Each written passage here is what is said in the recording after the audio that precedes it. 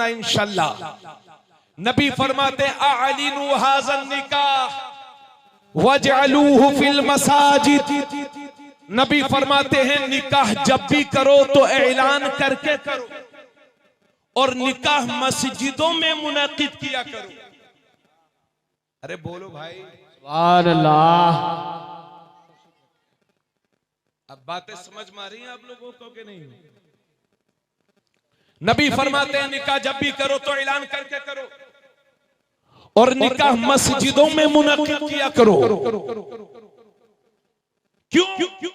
हालांकि ये जितने उलमा बैठे हैं हुफाज़ो कुर्रा और आप और मैं खुद, शायद किसी का निकाह मस्जिद में हुआ हो, किसी का नहीं हुआ है। और अगर किसी का निकाह मस्जिद में हो जाए तो लोग पूछते हैं हजरत क्या लड़का बहुत गरीब था क्या?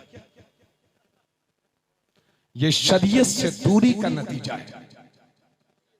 हालांकि मसला यह है कि अगर आप यहां निकाह करवाएंगे यहां भी हो जाएगा, आप होटल बुक करा के कराएंगे वहां भी हो जाएगा।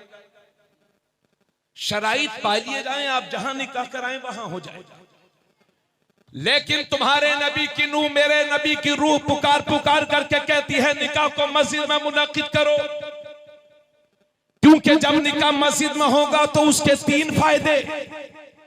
सबसे बड़ा फायदा यह है कि अक्सर लोगों का निकाह जिंदगी में एक बार होता है, बार बार नहीं।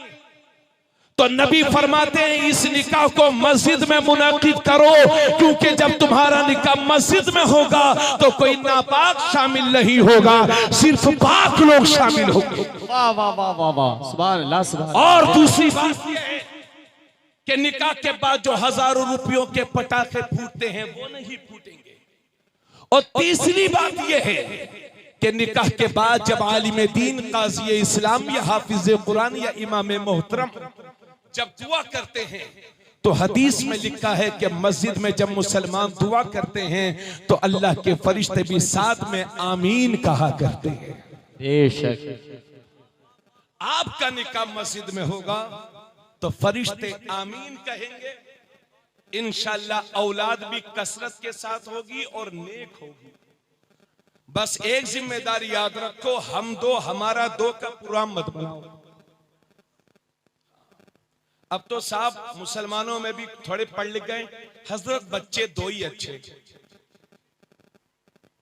आपके नबी ने तो नहीं फरमाया था बच्चे दो ही अच्छे। आपने अंग्रेज का कलमा पढ़ा है या नबी का कलमा पढ़ा? और हाँ जी, नबी का कलमा ही होता है, बाकी कोई कलमा ही नहीं है। तो नबी का कलमा पढ़ा है ना। लोग कहते हैं हम दो हमारे दो, बच्चे दो ही अच्छे। और उनकी रिसर्च करो उनके बारे में तो उनका घर, उनके घर में खुद उनका नंबर 5वां है। अगर इस स्कीम पर वो उनके अब्बा अम्मा अमल करते तो धरती पर वो विराजमान ही नहीं जी। और क्या एक लड़का होता है तो ज्यादा मालदार होता है? जी नहीं। हमने ऐसा देखा कि 7 लड़के और 7 लखपति, और कहीं एक ही है वो भी बेचारा दूसरों के दानों का मोहताज। बेशक बेशक। अल्लाह फरमाता है वला तक़तुलू औलादकुम खश्यत इमलाक नहनु नरज़ुकुकुम व इय्याहुम। अपनी औलाद को मुफलिसी के डर से कत्ल न करो, इसलिए कि हम तुम्हें भी रिस्क देंगे उन्हें भी रिस्क देंगे। वाह वाह वाह वाह, सुभान अल्लाह सुभान अल्लाह। दुनिया पे भरोसा ना करो, तुम्हारे पास दुनिया की सबसे बेहतरीन मजहबी रहनुमा है। मेरे आका से ज्यादा अजमत वाली कोई हस्ती इस दुनिया में है? फिर छोड़ छोड़ करके किधर जा रहे हैं? क्यों अंग्रेजों की पैरवी, कुफ्फार और मुश्रिकीन की पैरवी करने में लगे हुए? इसलिए लोगों अपने सिस्टम को बदलो। और नमाज पर उम्मीद है कि मुफ्ती साहब बड़ी अच्छी तकरीर करते होंगे। नमाज पंजगाना को अपनी जिंदगी में ऐसे ही शामिल कर लो जैसे एक वक्त नाश्ता और दोपहर का खाना, शाम का खाना जैसे आप खाते हैं, चाहे कोई कहे या ना कहे लेकिन आपको याद आ ही जाता है। इसी तरह से नमाज को अपनी जिंदगियों में शामिल कर लो। बात समझ में आ रही है आप हजरात को? चलिए तो शादियों को सस्ता करो। और एक हदीस जहन में और आ रही है, आका फरमाते हैं इन्ना आज़मन निकाह बरकतन ऐसरुहु मूना। नबी फरमाते हैं बेशक सबसे ज्यादा बरकत वाली शादी वो है जो कम से कम खर्च में मुनक्किद हो जाए। जोर से बोलिए, जो सबसे कम खर्च में मुनक्किद होगी वो शादी बाबरकत है। या आपके नबी फरमाते हैं हजरत आज अगर किसी की 3 बेटियां हैं तो रातों को नींद नहीं आ रही है, क्योंकि ये जहेज के इंटरनेशनल भिखारी हाथ फैलाए हुए हैं। अरे भाई ससुराल के बजाय मस्जिद में हाथ फैला लो, कटोरा जल्दी भर जाएगा। और खुदा का वास्ता दे करके कहता हूं कि जिन हाथों को ससुराल के आगे फैलाते हो, रात में उठ उठ करके रो रो करके खुदा के हुजूर फैला दो तो मेरा रब इतना देगा कि तुम्हारी नस्लों से गरीबी का खात्मा हो जाए। वाह वाह वाह वाह, सुभान अल्लाह सुभान अल्लाह। नारे तकबीर, नारे रिसालत, नारे रिसालत। फैज़ाने आला हजरत ख्वाजा का हिंदुस्तान, ख्वाजा का हिंदुस्तान। नारे तकबीर। रोटियां सूखी खा लो, सस्ते घरों में रह लो, कपड़े पुराने पहन लो, लेकिन याद रहे तुम्हारे बच्चे जाहिल ना रहने पाए, इसका ख्याल रखिए। इसका आपको ख्याल रखना होगा। और नौकरियों के लिए मत पढ़ाइए। इल्म नौकर बनने के लिए नहीं हासिल किया जाता, इल्म शहंशाह बनने के लिए हासिल किया जाता है। आप अपने हाल सुधारें, इंशाअल्लाह हालात अच्छे होंगे। और मैं कभी कभी कहा करता हूं, मुफ्ती साहब आपके हवाले से ये जुमला बड़ी संजीदगी से कह रहा हूं। अल्लाह फरमाता है वअंतुमुल आलौना इन कुंतुम मोमिनीन, तुम ही बुलंद रहोगे, तुम्हारा ही सिक्का चलेगा, हुकूमत तुम्हारी होगी, इज्जत तुम्हारी होगी। शर्त यह है कि मोमिन कामिल तो हो जाओ, रसूलुल्लाह के वफादार तो हो जाओ, रसूलुल्लाह के वफादार तो हो जाओ। मत घबराओ, ये बादल है बादल, इंशाअल्लाह छट जाएंगे।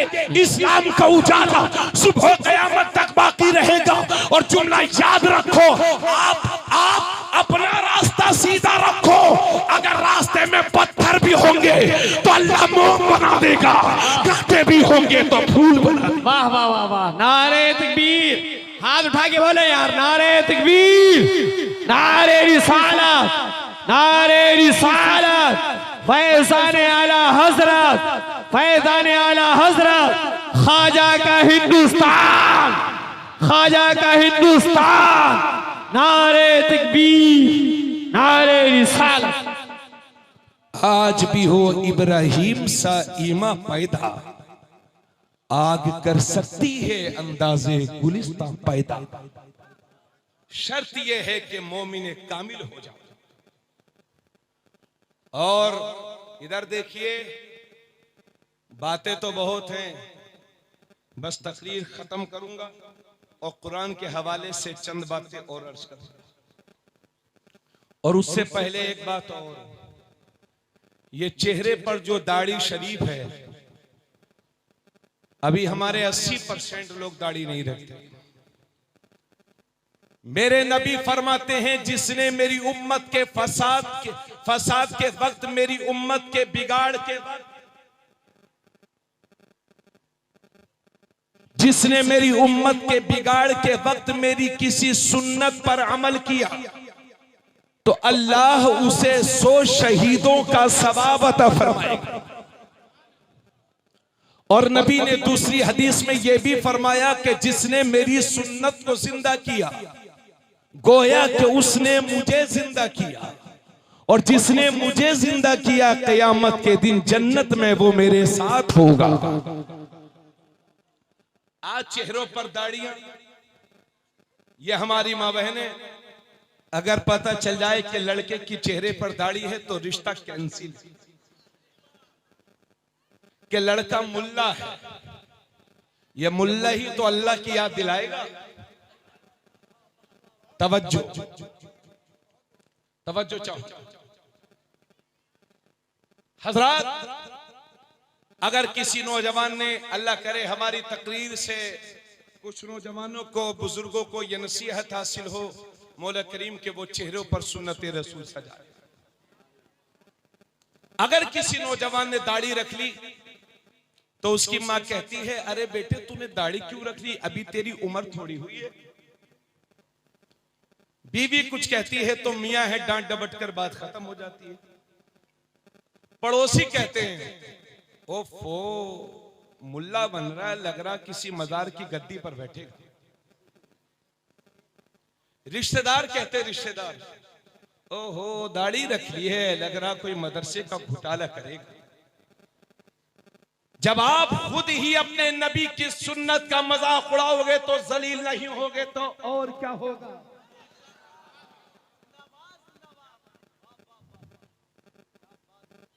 और याद रखिए, सुन्नत को जिंदा करने में 100 शहीदों का सवाब क्यों है? क्योंकि मुजाहिद मैदान जिहाद में गया, गर्दन कटी और जन्नत में। मगर ये कभी रिश्तेदारों के ताने सुन रहा है, कभी बीवी के ताने सुन रहा है, कभी पड़ोसियों के, कभी मोहल्ले वालों के। याद रहे, तलवारों के जख्म भर जाते हैं लेकिन जबानों से निकले हुए तीरों के जख्म नहीं भरते। इसलिए अल्लाह ने सुन्नत मुस्तफा को जिंदा करने वाले के लिए 100 शहीदों का सवाब रखा। और अगर आप इस डर से दाढ़ी नहीं रखते कि अगर दाढ़ी रख लूंगा तो लोग मुझे आतंकवाद कहेंगे, तो आप उनके मिशन को और मजबूत कर रहे हैं। आप उन लोगों के मिशन को जो ये कहते हैं कि दाढ़ी आतंकवादी की होती है, तो आप तो उनके मिशन को मजबूत कर रहे हैं। अगर दाढ़ी में ही आतंकवाद है तो फिर मुसलमान की दाढ़ी में आतंकवाद क्यों है, बाकी कौमों की दाढ़ियों में आतंकवाद क्यों नहीं? बात दरअसल यह है कि दाढ़ी में आतंकवाद नहीं है, लोगों की खोपड़ियों में आतंकवाद घुसा हुआ है। इसलिए चेहरे पर दाढ़ी सजा करके ऐसे मुसलमान बन जाओ कि देखने वाले दूर से देखें तो बोल उठे, ये रसूलुल्लाह का गुलाम जा रहा है। हिम्मत करो, कोशिश करो, अपने मुआशरे में सुधार करो। और जो मेरी कौम के बुजुर्ग यहां पर बैठे हैं, डांटिए बच्चों को, फटकार लगाइए बच्चों को। अगर नमाज नहीं पढ़ते, अल्लाह के नबी ने फरमाया जब तुम्हारे बच्चे 7 बरस के हो जाएं तो उन्हें नमाज का हुक्म करो, और जब 10 बरस के हो जाएं तो उन्हें मार मार करके नमाज पढ़ाओ। डांटिए अपने बच्चों को। अगर वो गालियां देते हैं तो डांटिए, गुटखा खाते हैं तो डांटिए, शराब पीते हैं तो डांटिए, डांटिए नहीं बल्कि मारिए। और एक दिन में कोई शराबी नहीं होता, धीरे धीरे गंदे लोगों की सोबत में जाता है, तब जाके बिगड़ता है। इसलिए उस पहले कदम को उठने से रोकिए जो बुराई की तरफ जा रहा है। समाज सुधारी की जिम्मेदारी सिर्फ आपकी उलमा की नहीं है, आपकी भी जिम्मेदारी है। इधर देखिए, सब लोग अपने उलमा की इज्जत करिए, ख्याल रखिए, एहतराम कीजिए और उनके फरमान पर अमल भी कीजिए। और लखीमपुर के अमीरों से कहूंगा कि चाहे मदरसे वाले आपसे सवाल करें या ना करें, चंदा लेने आए या ना आए, लेकिन अगर अल्लाह ने आपको देने के लायक बनाया है तो खुद जाकर के मदरसों में दीजिए। इसलिए कि मदरसे किसी के खैरात से नहीं चलते, रसूलुल्लाह की वफादारों की इमदाद से चला करते हैं। आपकी जिम्मेदारी है।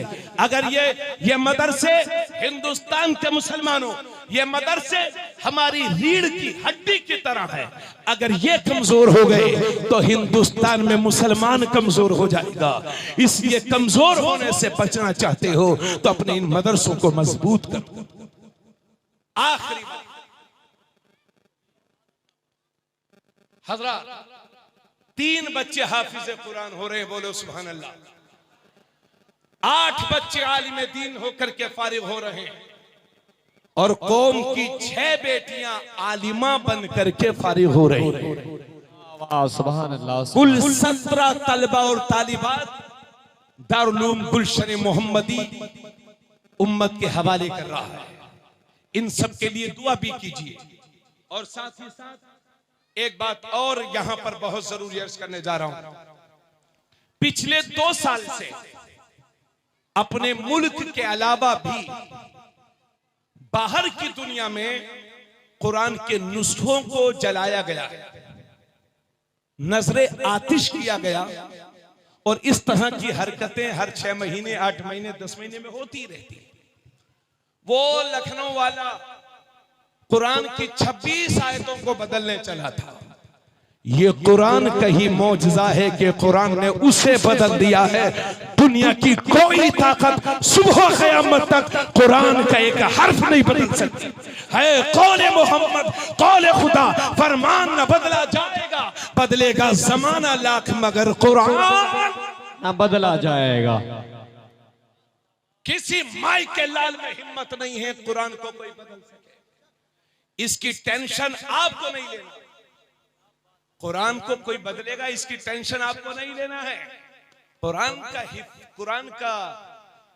कुरान की हिफाजत करने वाला तो मेरा रब है। अलबत्ता अपने उलमा से कहूंगा कि ये जो कुरान जलाए गए हैं दुनिया में, आपने बदले में क्या किया? अगर मैं आपसे पूछूं कि आप कुरान के लिए क्या कर सकते हैं, तो आप कहेंगे चलिए हजरत धरना देते हैं, हम जान दे सकते हैं। जज्बात बहुत अच्छे हैं, यकीनन काबिल मुबारकबाद। अगर कुरान को जान के नजराने की जरूरत पड़ेगी तो तबरेज आलम कादरी की जान सबसे पहले हाजिर है। मगर याद रहे, कुरान आपकी जान लेने के लिए नहीं आया है, बल्कि कुरान इंसान की जान बचाने के लिए